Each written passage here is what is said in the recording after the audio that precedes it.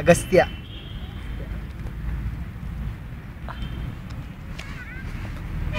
శంకరుడు వచ్చాడు.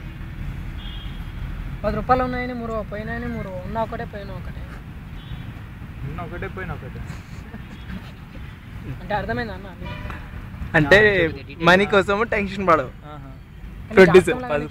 తల్లిదండ్రుల పేరు పైకి తెస్తాం. అవునా? కానీ పేరు మీద మాత్రం చదువు సగంలో ఆపినా. ఇప్పుడు ఆపేసిన 10th ఆపేసిన. కానీ జాతకంలో మాత్రం చెప్పాలంటే కానీ నువ్వు పుట్టినప్పుడు నీకు 3 గన్నాలు తప్పిపోయినాయి. ఒకటి బండి గన్నం, ఒకటి పాము గన్నం, ఒకటి నీళ్ళ గన్నం. ఇంకా రాలే వస్తాయంట. తప్పిపోయినాయి అంటున్నా. కానీ కళ్యాణం నీ ఇష్ట ప్రకారం అవుతుంది. లవ్ మ్యారేజ్ కళ్యాణం నీ ఇష్ట ప్రకారం అవుతుంది.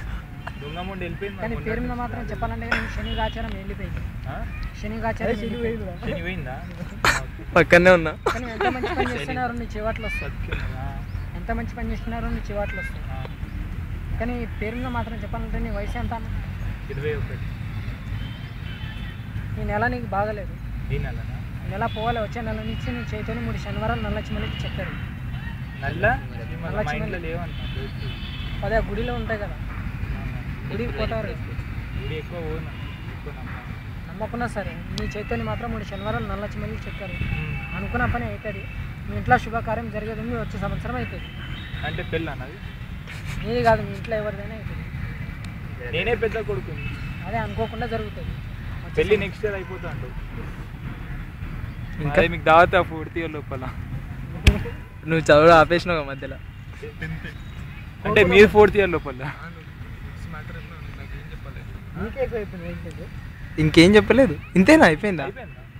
ఈ నెల బాగలేదన్నా, వచ్చే నెల నుంచి బాగుంది. ఫిక్స్ అయింది అనుకో, మొత్తం కాందాన్ని మొత్తం నీతో చెప్పిస్తా. చెప్పు నంబర్. ఫోన్ లేదు. రోజు వస్తా.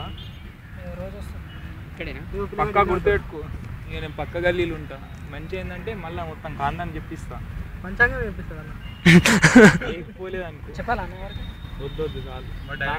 నాది ఫిక్స్ అయిందంటే చెప్తా అందరికి. వాడు హీరో అవుతాడు. వాడు హీరో డైరెక్టర్, వాడు హీరో. చెప్పు. పని పంచాంగం కాదు, నేను అయిపోతా. నాకు తెలుసు.